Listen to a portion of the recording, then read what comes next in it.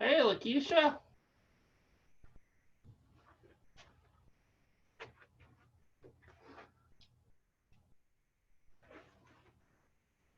Where their audio on?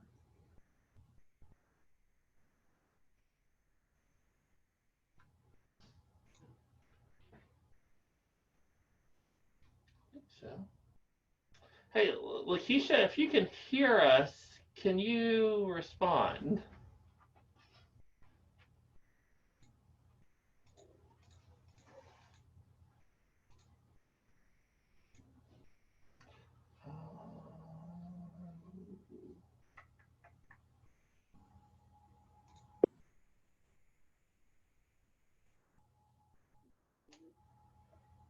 Can you hear us? We're good.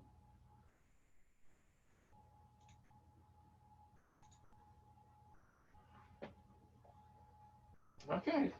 I'm gonna run back in my office. I'll be back. But if there's anything, if you want me to say anything at the beginning or something, I'm happy to do so. But I guess the only thing I can do is provide some background on kind of what the other groups are doing. And I don't guess I wasn't planning on that, but I mean, if you wanted to later, maybe. okay, yeah. I mean, I think we just, if we're gonna say something, we'll just say that the other groups have developed, you know, those as staff. We're gonna get together, and the next step will be to combine those and be presented Maybe like for all committees. there's like a next step. Hey. Like Casey, Yeah. do you have the option to share a screen on your end? Because I don't. I do. Okay. Because we need to, we want to be able to share that. So. Check us out. Yes.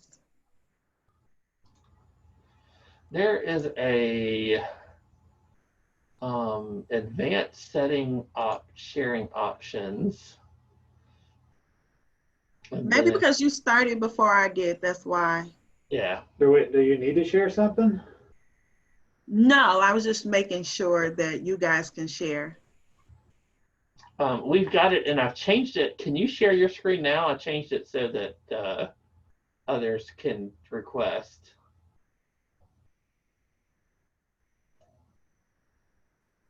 What about now? Yeah, now I can see it. Okay. Hey, are you the Southeast Trail, the Southwest Trail has that public comment period going on? We probably advertise that on our social media. I put it up, I think, yesterday. Okay. And now I just realized Northeast, they tagged us in something on Twitter. I'm going to repost it tomorrow. I have to look more into it, but we were featured in the pedestrian traffic fatalities by state from GHSA's annual spotlight report. Oh, okay. They were talking about us, Northeast and Metro Plan, as far as the STEP program with federal highways. Yeah. So I'm going to think of something to write with that and put out tomorrow. Okay. But if it wasn't for them, I don't think I would have known. So I'm glad they shared. Yeah, no, that's good. I'm glad they tagged us on it as well. They're pretty good. They're the other MPO. I don't know if you follow any of the others. Yeah. The other one that's actually active. Yeah, they are. We kind of go back and forth with liking and sharing each other's things. So.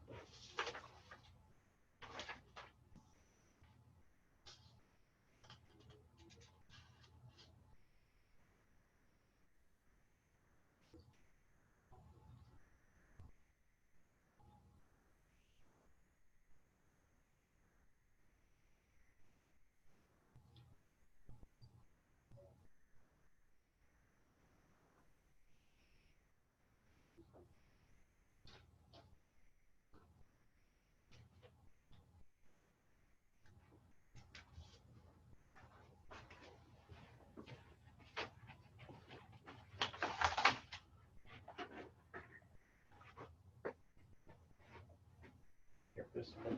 It's like a certain distance back you have to be. It doesn't matter. You closer the better the audio is.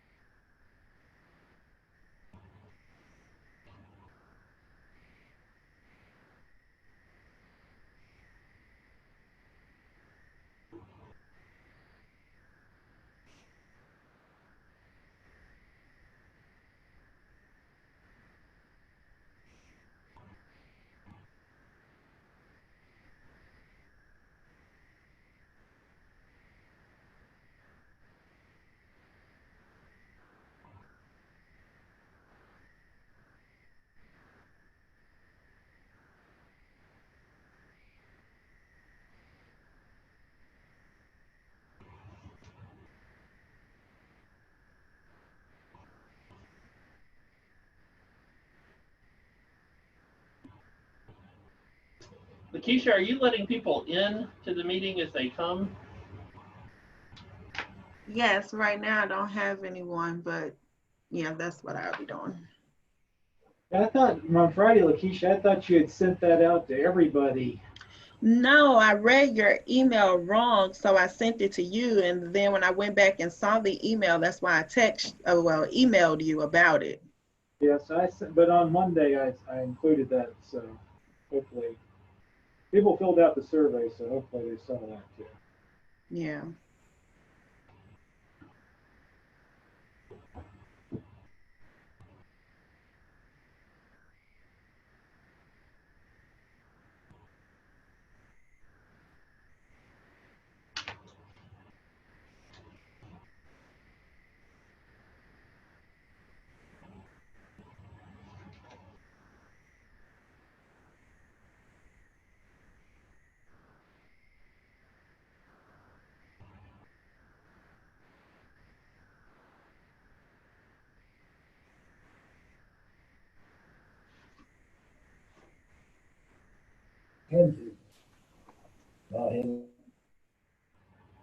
Hello.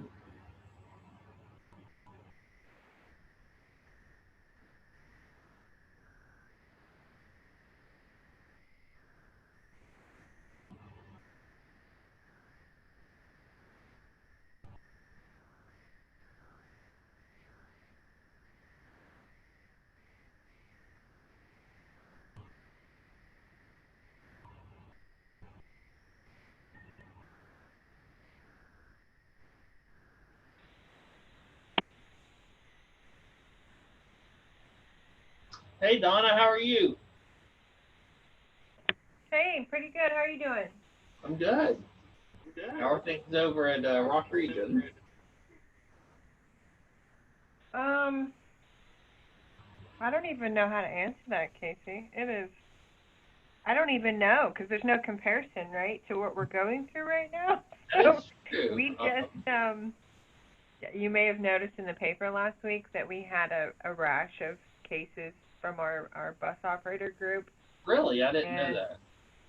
yeah, we had 4 positive tests in the last week and a half that were all bus operators. So that turned into a pretty big ripple effect for close contact exposure. And Yeah. I've been down about 35 people every day for the last 3 weeks.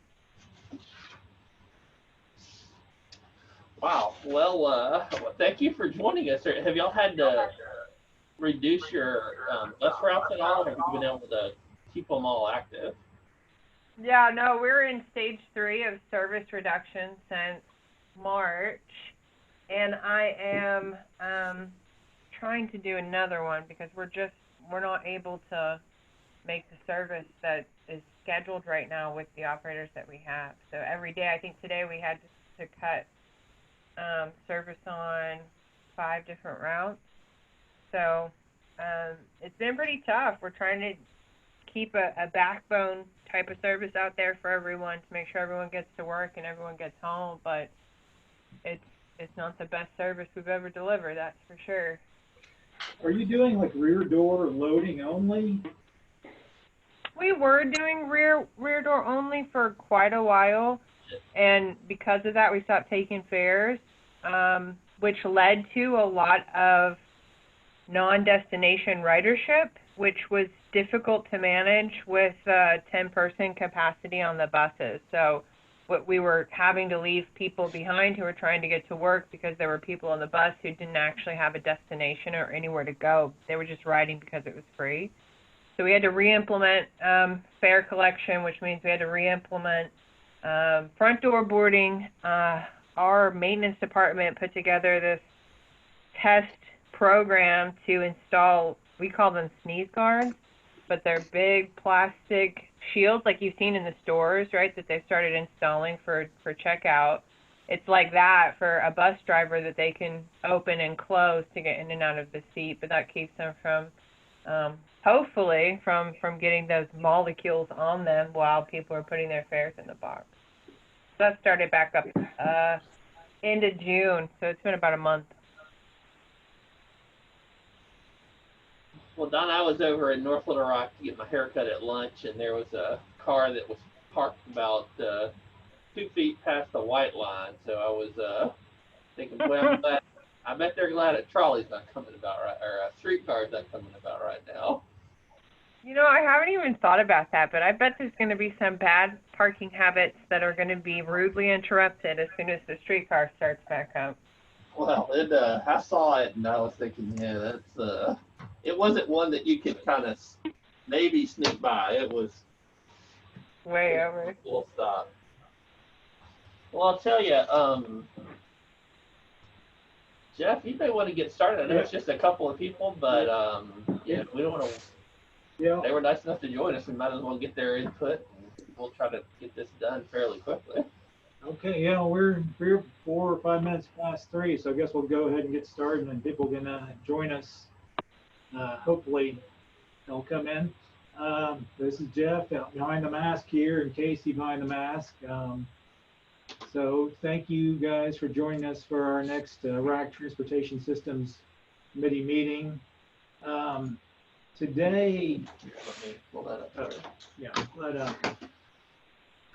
Today we have a fairly short agenda today, but we wanted to primarily get your input on the themes that we're going to be covering in the next long-range transportation plan. Can you guys see that? See that? Okay, good. So that's our primary objective today, is to go into these transportation themes. There's a lot of different emphasis points we could have in the plan, so we're going to make sure that we've heard from the RAC committee what you guys want to emphasize in the plan. And we also want to give a brief update on some of the impacts we've seen from COVID-19. We did that last time, but we're continuing to see significant impacts to transportation. So it's a brief update on that, and then we'll kind of go into what our next steps are once we have finalized the themes for the plan.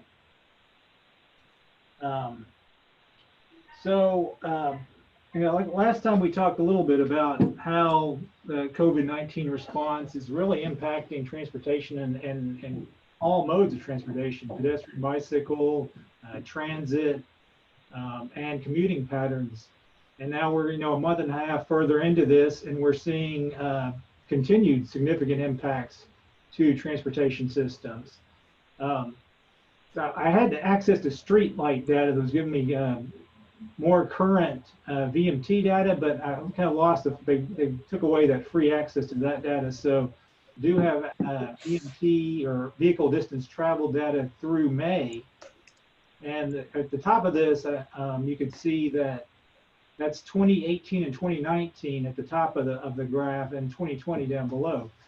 So I think we all know that we had a plummet in VMT starting in March. What you're starting to see here is what looks like a V-shaped recovery almost. Obviously here in Central Arkansas, we didn't have as many business closures as we did in a lot of regions, so we didn't have as steep a drop in VMT or vehicle distance traveled as many regions did. But I think that most of the indications I see, this V is going to kind of broaden out, and it's going to be a slow recovery to get back up to where we were before. So what may be more impactful, actually, though, rather than average annual or average daily travel, would be the peak hour travel and a drop in peak hour travel. And we're able to get NPM RDS NREX data that shows us shows us travel speeds, and I've got this through June so this bar graph showing you March, April, May, and June.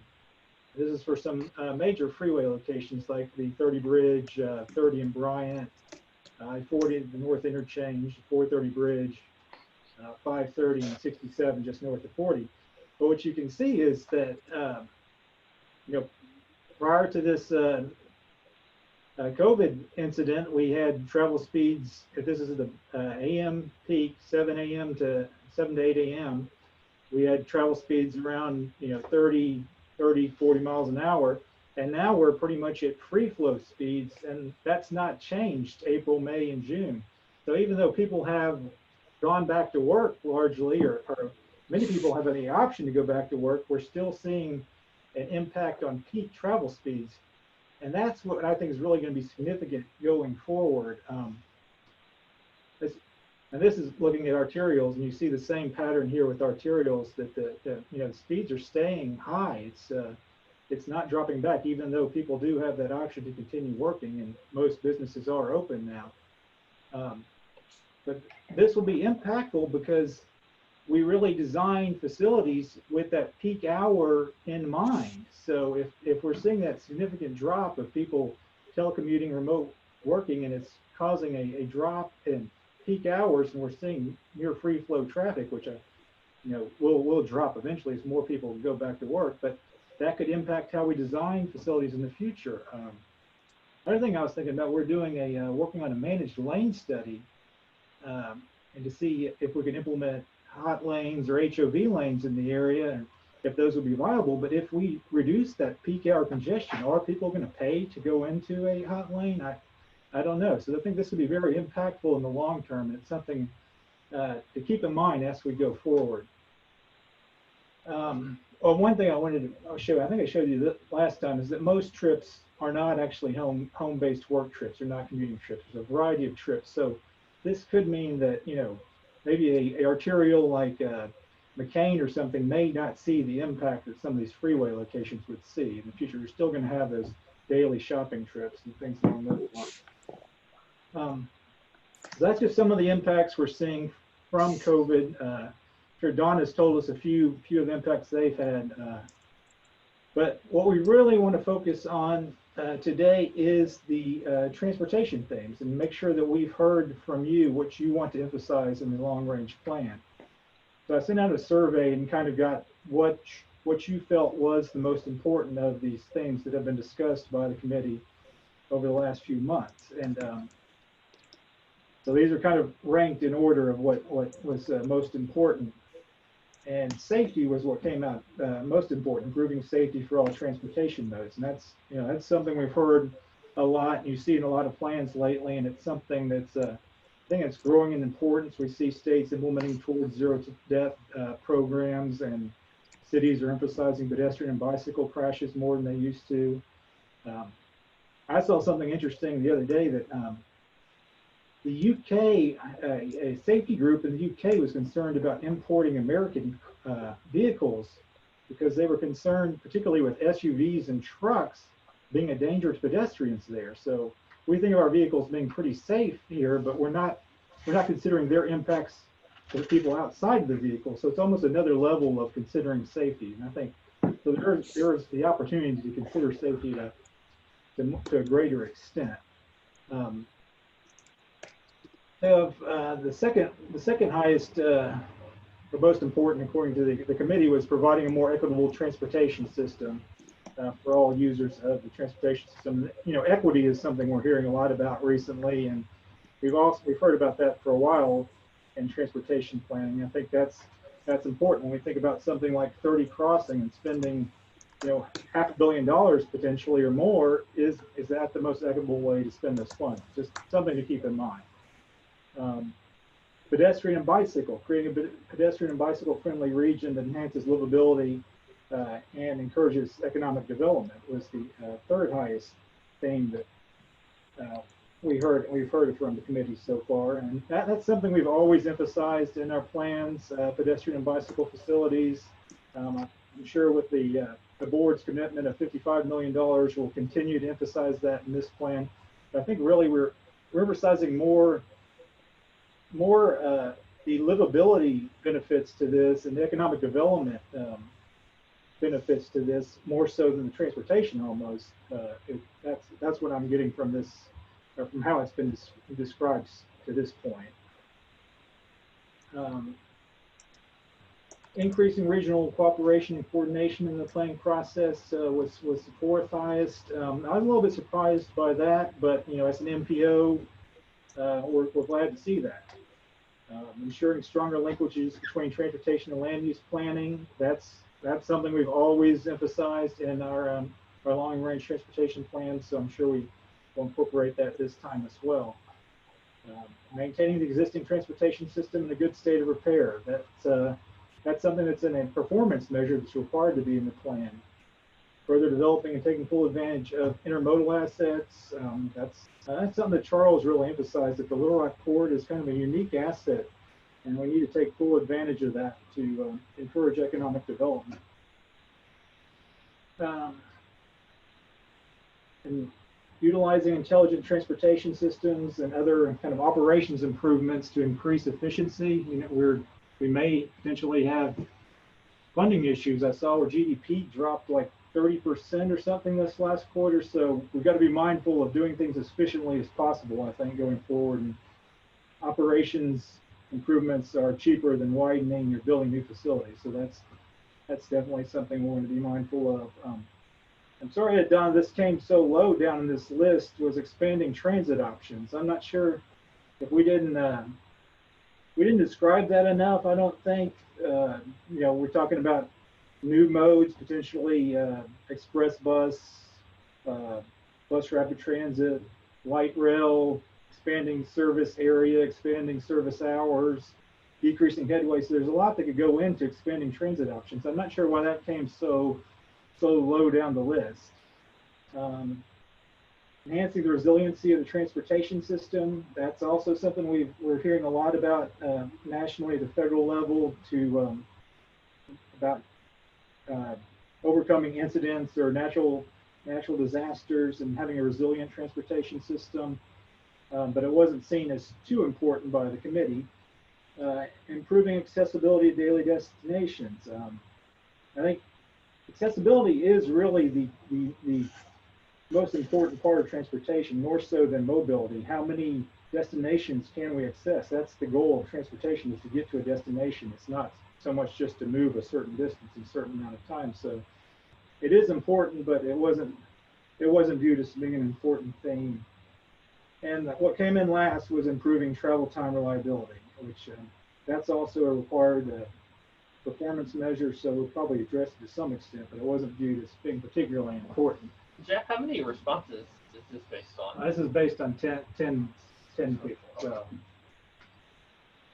So that's what we heard to this point. So I've got down here further some other ideas of things we may have missed, but maybe we'll throw it open at this point and hear, do you see something we've missed? Do you agree with this ordering, or is there something you think we need to emphasize more or less in the plan?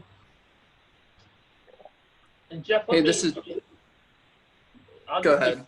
Yeah, Jeremy, I'll turn it right back over. So obviously, we're working with the other committees that are also developing themes, and we will take the themes of the Transportation Committee, those other committees, and as staff, and working with our chairman of each of the committees, will come up with kind of a final set of themes to come back to the committees and then to the board for their consideration. So that's what we're doing with the themes. The other teams have a fewer themes, I would say, but they're maybe more general in nature, and we've not started putting those in order. But I think it helps in the sense that as we try to draft up particular themes that we want to take to the board, particularly with this committee and the number of themes that have been identified, identifying those, maybe not 1, 2, 3, 4, but giving us an idea of which is most important to those that may be considered less important is helpful. But Jeremy, I'll turn it over at this point, and I'd like to hear from you and Brett and others on the call as to, is these themes consistent with what you expected to come out of the Transportation Systems Committee? There are things that you... Yeah, I think it looks really good. I mean, I think, I have a sort of a pretty strong bias towards, kind of multimodal, transportation. I think, these sort of big, large secular trends that can potentially really change, like the whole work from home thing. Like, how much is this here to stay? We have a Google partnership. I do video calls with my Google rep every 2 weeks, and I talked with her yesterday. And I mean, Google is, everyone is working from home until the summer of 2021. So it's like another 10 months before they're going back to the office. And she was talking about how, she's been working from a folding chair. And I'm like, well, can you go into the office and like get your chair from the office? That's what I did, is I just sort of smuggled my chair out. And she said, no, it's locked. No one can even go in. Like, they're not even allowed into the door. And so, you don't want to draw too much from that, but at the same time, it doesn't take that much of a reduction in people going into the office at peak time to really make a huge dent in the throughput. I mean, a lot of people are still going in, but I was down in the River Market today, and it's just empty. The hall is empty. Our building is like 70% empty. There's a lot of people that are like, oh yeah, I'd work from home. I went in for 4 hours, and I'm like, there's no reason for me to be here. I'm just going to come back home. And so I do think that like that is a trend that we're going to see, just because so many companies are just going to adjust to it over the next 6 to 9 months, that like employees are going to kind of demand it, unless they have to be in the office, or if they do go in, they'll go in less. And that has pretty large implications for capacity, I think, in the long run. So I think it's something that, from an expense standpoint, will be pretty critical moving forward, because we just may not have the kind of peak demand ever again. If the nature of where work gets done changes enough.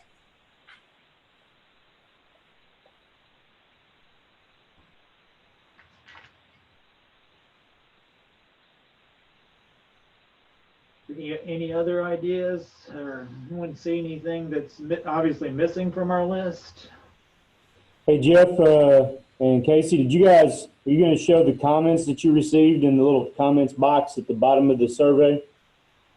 Do you have those? Well, most people didn't fill them out. There was one. I think there was a comment about funding, regional funding, Am I the only one with an opinion on that?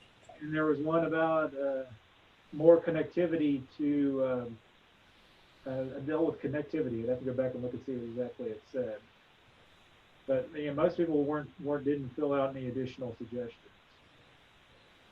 Some of the things that I've expressed to you guys in the past, and Jeff, specifically you've already indicated to me that some of those things are already in the works in the background, like the interconnectivity of trail systems from Little Rock to Conway and stuff like that, or other things.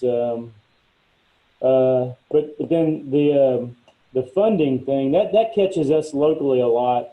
And you guys may be operating with federal money and money that's at higher levels. You might not see that impact, but that affects the local ratepayers a lot of times if projects are funded federally. I'm gonna give you a classic example. Metro Plan funded Markham Street.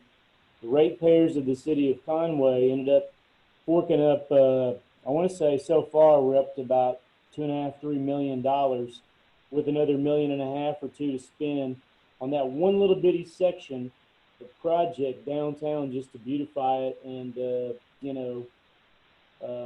really a minor impact to the overall community, but yet the utility impact, I don't know how much the contract was for the roadway improvements on the low bid. I want to say it was like $5 million on phase one or something. But we've spent almost that much with ratepayer money locally. And so more, what I'd like to say on that is, on these projects at the concept level, when you're considering a project, include all the participants that are impacted. I'm probably like the only utility guy in here. I'm the bad guy, right? But that impacts a whole city, right? One little bitty project and I'm not against the project. It's a beautiful project. Conway Corporation has already lit up that first little stretch. It looks great at night, man. And the contractor's doing well, and it looks like it's going to be a successful project. Yeah, I think that was. Yeah, go ahead. I was thinking that was when the Jumpstart project was meant to be like a catalyst. So it seems like a small project, but it's meant to impact all of downtown, really. Right. And jumpstart that area. I'm sure it will in the long run. I'm sure it will. But that was one comment I had, and that's what I just want to put that out there and say it. When you're thinking about fund everything you can, at least to some matching level or something. That's all. And then I'm also the one that said something about when you consider a project, also consider utility accommodation to the extent that perhaps right-of-ways are required at the time, or easements are required at the time right-of-ways are required, something like that. Because we also adversely impact your project schedules because it takes us at least a year to do planning and acquire easements, which sets everybody else back. We're the holdup. Anyway. Brett, I appreciate that. I know we've talked about that before and certainly understand. And I'll keep saying it the whole time I'm on the committee. Yeah, no, and so we need to, I think you hit on a term of connectivity. We've talked about that in previous meetings, and I don't see it really specifically on the themes. In some cases, it may be related to a particular item, but Jeff, we may want to add something about connectivity and maybe even roll some of these into there. You can look at land use linkages. That's talking about connectivity. Even expanding pedestrian bicycle as a connectivity consideration. We love those projects, especially when they go along our, like I've already told you, especially when they go along our interceptor basins. And so then that right-of-way becomes a pedestrian and/or bicycle path that is maintained, and we light it up, and there's a trail there. So the right-of-way is maintained, so there's a symbiotic relationship there. So we love those projects. Hey, one question on the biking right of way, and this may be for you, Brett, or it may be for like Finley or James, but I know the intention has always been to do, paved trails when possible there.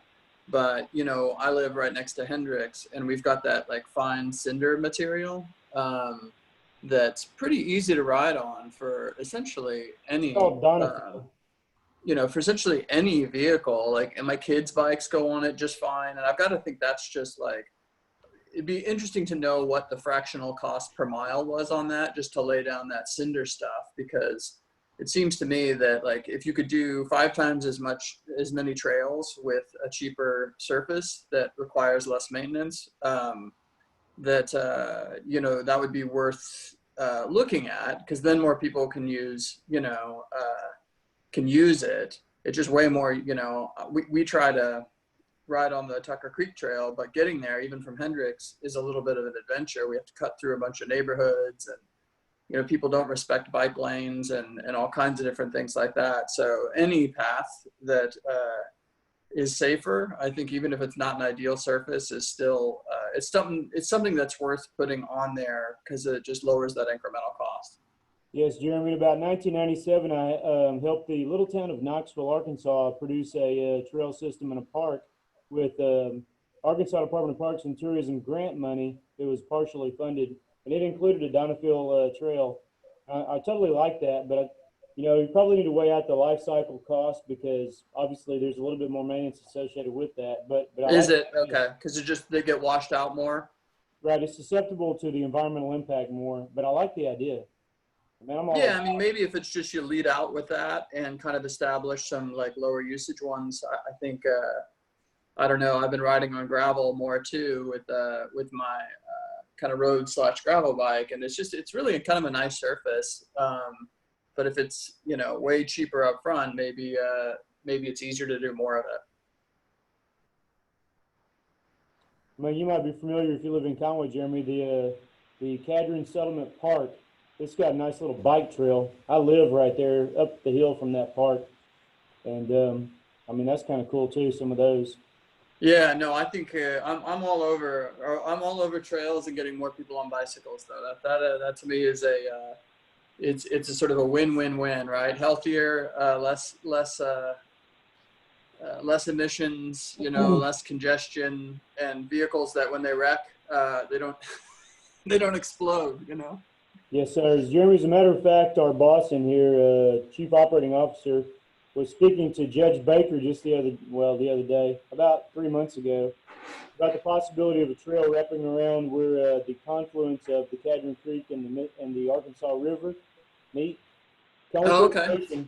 Conway Corporation has about 400 acres there, and we talked about the possibility of a trail circumscribing that shoreline, perhaps a Donophil trail, and wrapping around to crossing the railroad, crossing the bridge, and wrapping around to the city property on the other side, and then tying back in up there where the solar field is that we just installed on it's at the old landfill site, which he's looking at putting a bike trail there. So that'd be a nice project that maybe Metro Plan could fund someday, partially even.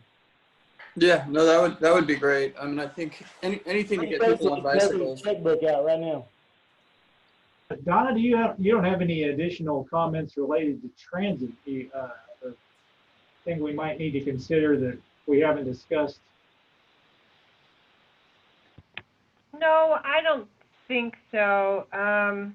You know, COVID kind of threw a wrench into some ideas on planning, but I think that the approach to alternative types of transportation, you know, that fit the communities that it serves, is really reinforced by what's going on right now.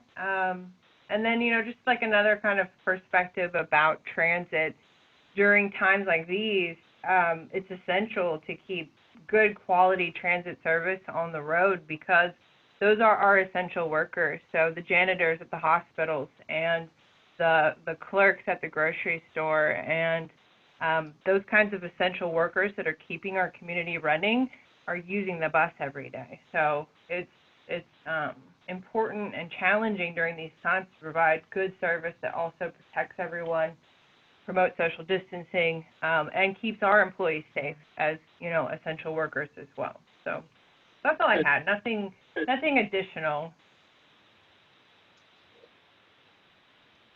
Okay, so I guess Go ahead.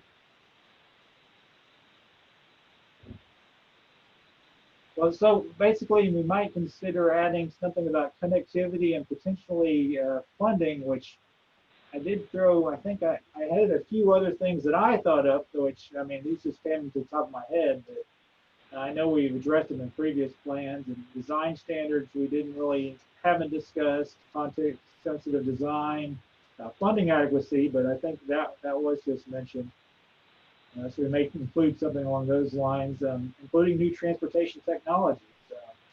I saw something I hadn't seen before in New York City, and I think it's in about 5 or 6 cities. They're doing shared mopeds now, which I knew, they had the scooters and the bike share, but I didn't realize you could do a moped share. So I could see some utility to that and how that could really serve like a last mile kind of thing, and have some land use implications.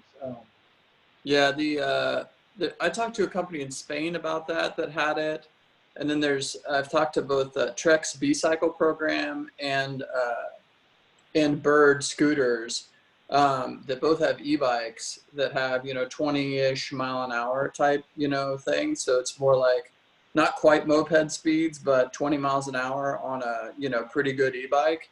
To me, has sort of similar. It has a ton of potential just because anybody can get up and ride them, way safer than scooters just because you've got bigger wheels. And the unit economics in terms of mileage, like they cost almost nothing, right, to operate. Like, I mean, on the high end, you'd be looking at, 15 cents per mile to operate them. Including kind of keeping them all charged and everything else like that. So there's some really, really compelling economics to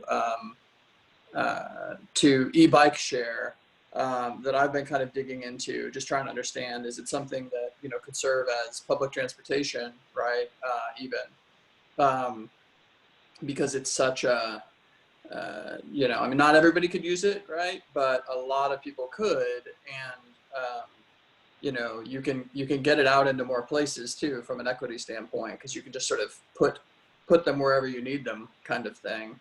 And the incremental cost of a new bike is $2,000, and so you can kind of add them as you need to. So it's something that is worth exploring some more, because I think 5 years ago e-bike technology wasn't to a point where it could support this sort of thing, but now it's to the point where it could be a really viable means of public transportation. I think it hasn't really been tried as such. It's always been seen as more of an A&P type thing, or a leisure activity, as opposed to a sort of a pure municipal public transportation thing. But the unit economics, particularly for less dense places, I think are really, really compelling.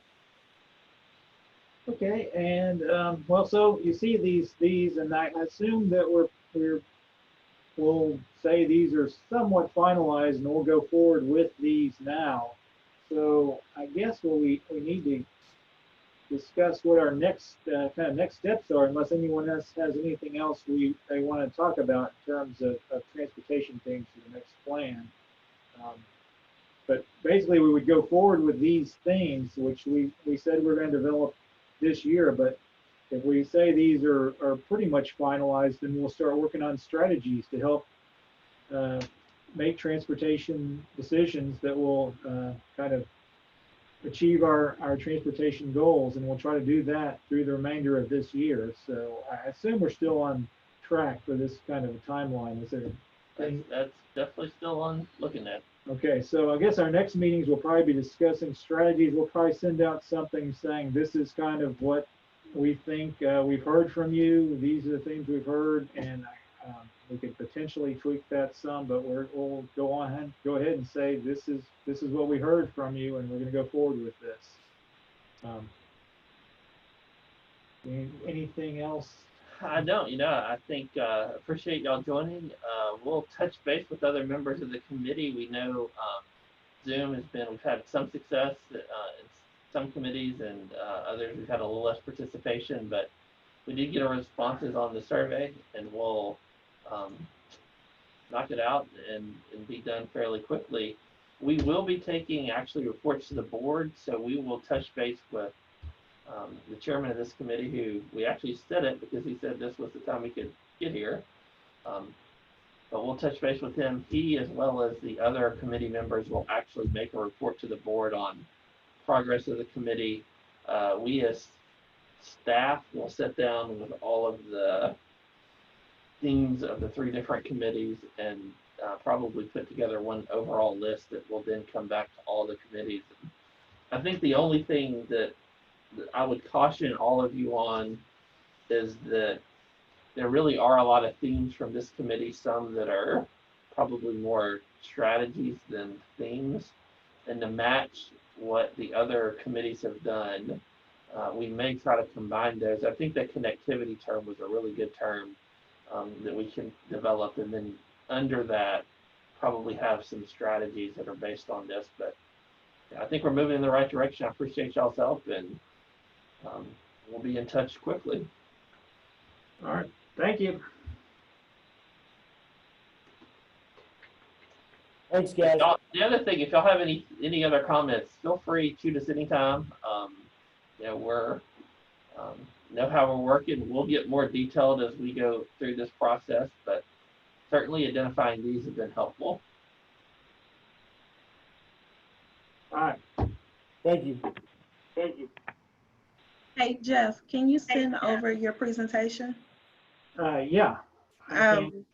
We recorded the meeting so we can put it up on, I can have Alan put it up on the website. That way those who missed can go back and look at it. Okay. All right. All right. I'll send it over. All right, thanks.